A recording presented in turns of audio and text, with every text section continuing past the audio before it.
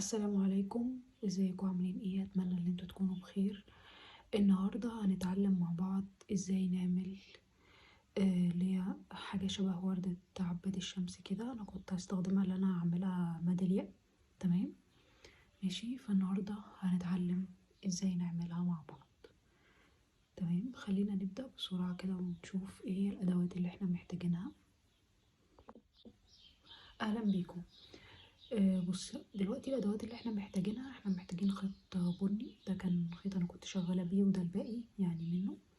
ماشي، تمام. ومحتاجين الخيط اللي هو الاصفر دوت، او هو مش لونه اصفر، هو لونه اغمق شويه من الاصفر، مش عارفه بيسموه ايه كده. المهم يعني شبه المستردة كده. تمام.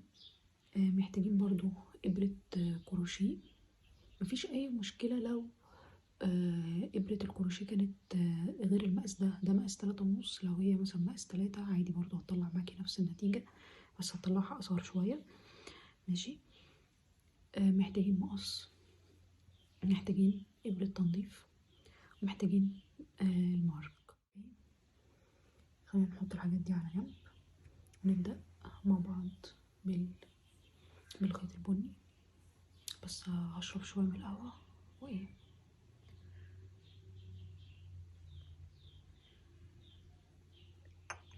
تمام، ماشي.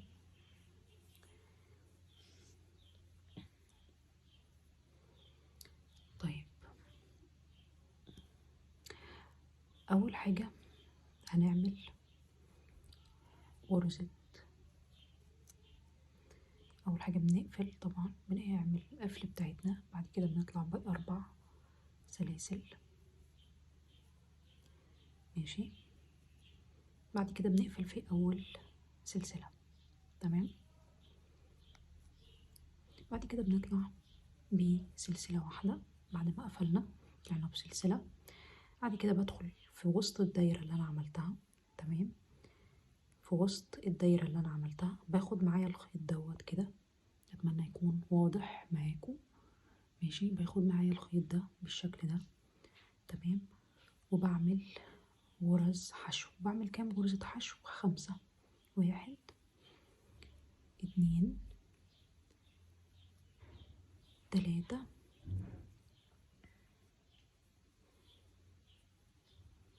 4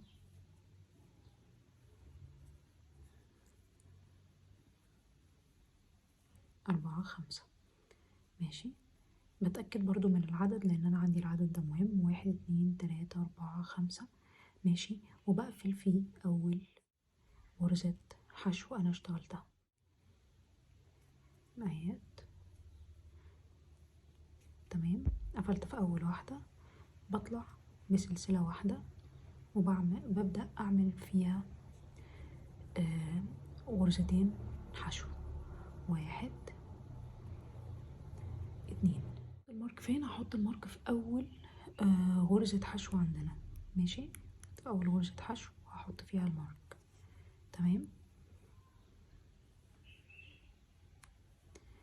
بعد كده اعمل في التانية 1 2. في كل واحدة 2، فالمفروض هيبقى عندي 10 غرزة حشو. ماشي،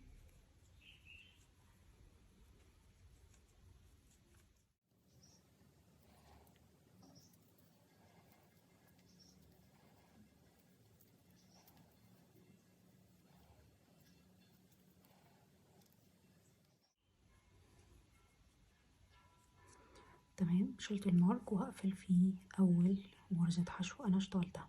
تمام، وهيبقى الشكل كده. بعد كده هطلع بسلسلة وهعمل في نفس المكان دوت 2 غرزة حشو. ماشي، برضو هعمل المارك في اول واحدة.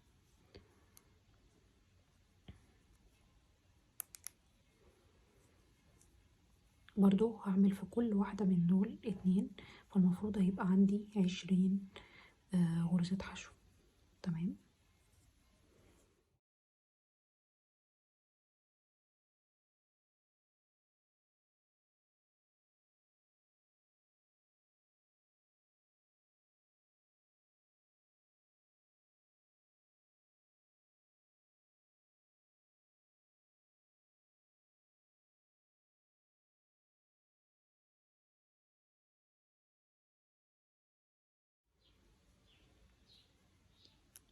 تمام. انا شلت المارك دلوقتي وهعد مع بعض كده عشان نشوف اذا كانوا 20 ولا اكتر. 1 2 3 4 5 6 7 8 9 10 11 12 13 14 15 16 17 18. فاحنا ايه كده تمام. فاضل لنا الأخيرة ديت اهي 19 20. ماشي. وهنقفل فين بقى؟ هنقفل فين؟ في أول غرزة حشو احنا عملناها. خلاص تمام. طيب هنطلع بسلسلة برضو، وهنعمل في أول واحدة ديت واحدة غرزة حشو. تمام. في نفس المكان، في نفس المكان اللي احنا طلعنا فيه بسلسلة نعمل واحدة غرزة حشو، وفي التانية في اللي بعديها بنعمل اتنين غرزة حشو. تمام. واحدة غرزة حشو، بعد كده اتنين غرزة حشو. ماشي. واحدة، بعد كده اتنين. مكملين بنفس الطريقة، واحدة غرزة حشو وبعد كده اتنين غرزة حشو. تمام. لحد ما وصلنا اهو. هنا واحدة غرزة حشو، وهنا اتنين غرزة حشو. تمام. بعد كده هنقفل، شلنا المارك وقفلنا مكانه. تمام. طيب المفروض بقى انا كده انا عملت كام صف؟ 1 2 3 4. ماشي. المفروض انا هعمل 3 صفوف بعد كده مفهومش اي تزايد. هعمل في كل واحدة واحدة، في كل واحدة واحدة، 3 صفوف بنفس الطريقة. ماشي. هعمل في كل واحدة واحدة. تمام. طبعا انا طلعت هنا بسلسلة، بعد كده هدخل في اللي بعد كده واعمل في كل واحدة واحدة، واقفل هنا المارك بتاعي اهوت. هقفل برضو. ماشي. واكمل بقى في كل واحدة واحدة. خلاص.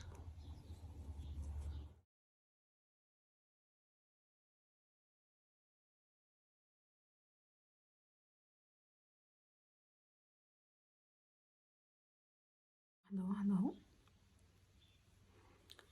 ماشي. هقفل برضو. انا عملت اهو صف معاكم، 1 2 3 4 5. فاضل لي كده صفين هعملهم وهرجع لكم تاني. المفروض اللي احنا بعد ما نخلص الصفين هنقص الخيط خلاص، وهنعمل واحدة كمان بنفس الشكل. تمام. عشان تبقى اللي هي ايه، تبقى يعني زي مجسمة كده شوية. تمام. ماشي. اهلا بكم مرة تانية. انا عملت 2 اهمت. ماشي اهو. تمام. خلاص. هبدأ بقى ايه اجيبها على الجنب ده كده. تمام. هجيبها على الجنب ده اهوت، وادخل الخيط كده من هنا، ادخل الخيط كده جوه. تمام. مش اتمنى يكون واضح.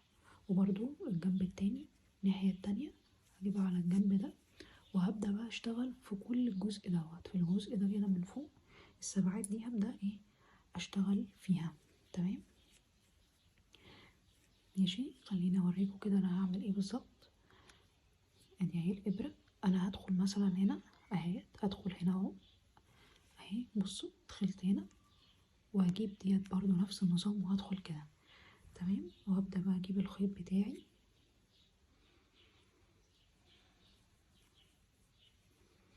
واوصل. ماشي. اوصله كده اهوت، وابدأ اشتغل السبعات اهي مع بعض. ماشي. اشتغل غرز حشو فيها كلها. تمام. تاني كده. يبقى ابدأ اشتغل فيها كلها ايه غرز، ابدأ اشتغل فيها كلها ايه بقى غرز حشو. ماشي. اهم حاجة بس السبعات دي تبقى مع بعض عشان ما تبص مننا. ماشي. بعمل كده طول ما انا ماشية في الخيط.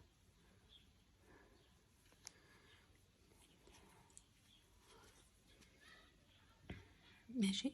اهو بدخل هنا، بدخل بعديها في ديت اهي. تمام. بشتغل غرز حشو فيهم كلهم. تمام.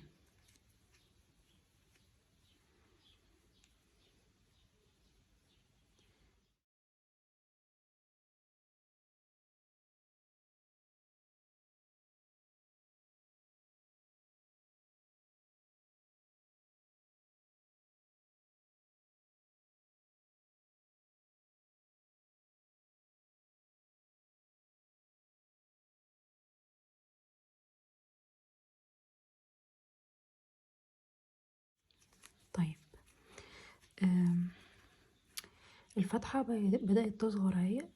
تمام. وهي صغيرة كده انا هجيب ايه، انا ما عنديش فوم عشان المفروض ان انا احشيها بيها عشان اعمل بيها الفوليوم دوت، الفوليوم ده كده. ماشي. عشان زي ما قلت لكم انا حابه ان انا ايه، اخليها كده في ميداليه، تكون شكلها حلو قوي، هتبقى في ميداليه. تمام. فانا عندي عندي اللي هو السفنج ده. ماشي. فقلت ممكن اقطعه كده، اقطعه وابدا احشي فيها. هو ناشف شويه، غير طبعا لو حد عنده اللي هو الفوم هيبقى احسن بكتير، او اللي هو الفايبر يعني.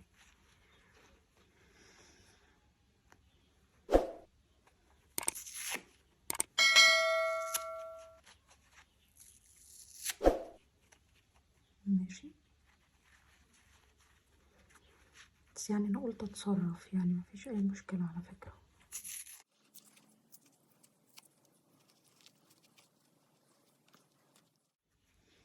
نكمل بقى.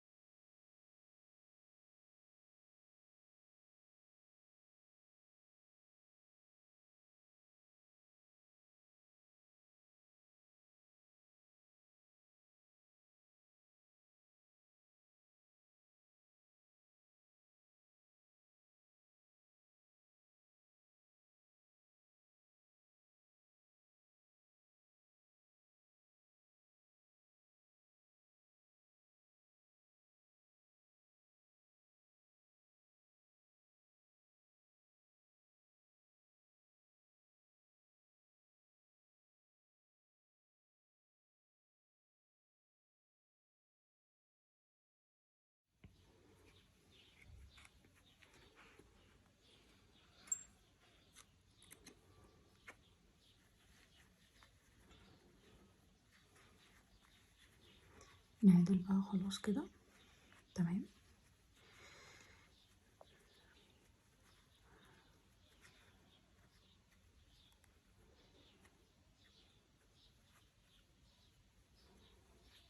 طبعا الفوم ايه كان برضو هيكون احسن في حتة انه هيخليها متساوية في الارتفاعات. ده انشف، فتلاقي الحتة دي واطية شوية والحتة دي عالية، بس الحقيقة يعني هي مش بتبان قوي يعني برضو.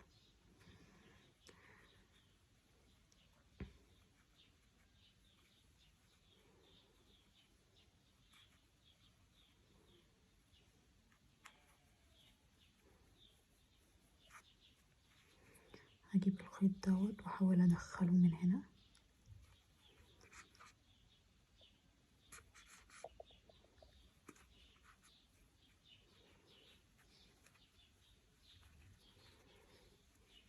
ماشي.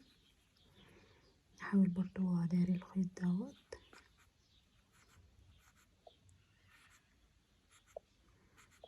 بصوا انا داريته جواها، يعني ما استخدمتش ولا ابرة تنظيف ولا حاجة، انا داريته جواها، دخلته جوا الشغل بتاعي، بس ما فيش اي مشكلة.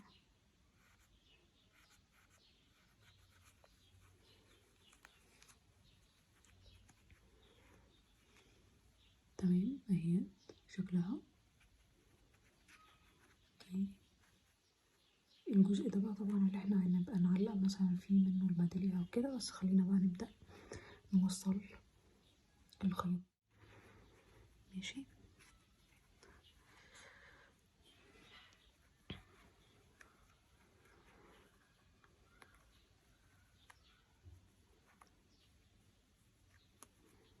هنطلع ب2 سلسلة. انا ما بعتبرش دي سلسلة، تمام، انا بعتبر ديت اللي انا وصلت فيها الخيط نفسه، فانا ما بعتبرهاش سلسلة. ماشي، ما بعدهاش معايا. بعد كده هطلع ب2 سلسلة، وبعد كده هعمل في الجزء اللي بعد كده دوت هعمل فيه اتنين عمود بلفة. ماشي، 1 2.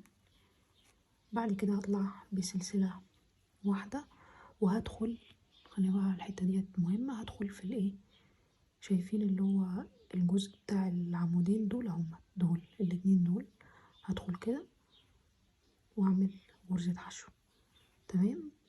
بعد كده في الجنب اللي هي السلسلة اللي بعد كده، ماشي، او الغرزة اللي بعد كده هعمل فيها برضو اتنين عمود بلفة. لو لاحظتوا انا واخدة اهو الخيط معايا، الخيط دوت انا واخدة معايا. ماشي، 1 2. بعد كده عملت 2 سلسلة، بعد كده عملت غرزة منزلقة في اللي بعد كده، وده كده اتكون عندنا زي ايه، زي اول فرع كده. ماشي، انا بدخل في السلسلة اللي بعديها او في الغرزة اللي بعديها وبعمل ايه، وبعمل منزلقة، وبعد كده بطلع ب2 سلسلة. ماشي، في اللي بعد كده بعمل 2 عمود بلفة، 2 عمود بلفة.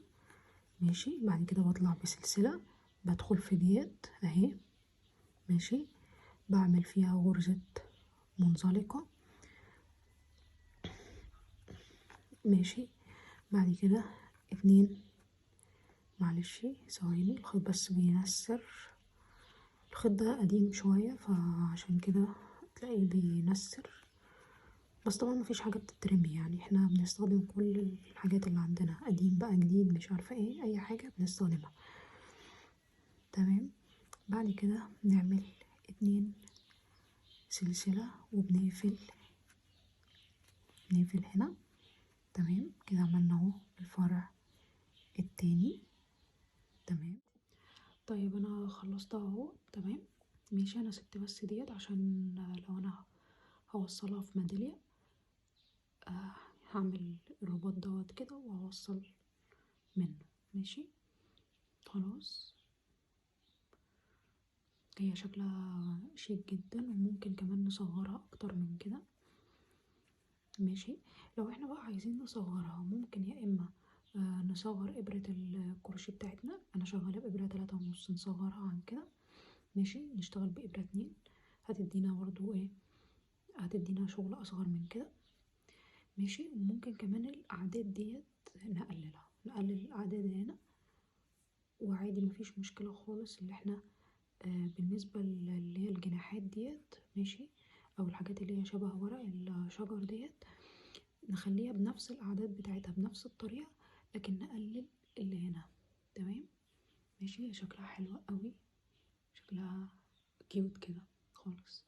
مش اتمنى الفيديو يكون عجبكم، اتمنى ان انتوا تكونوا فهمتوا من الشرح.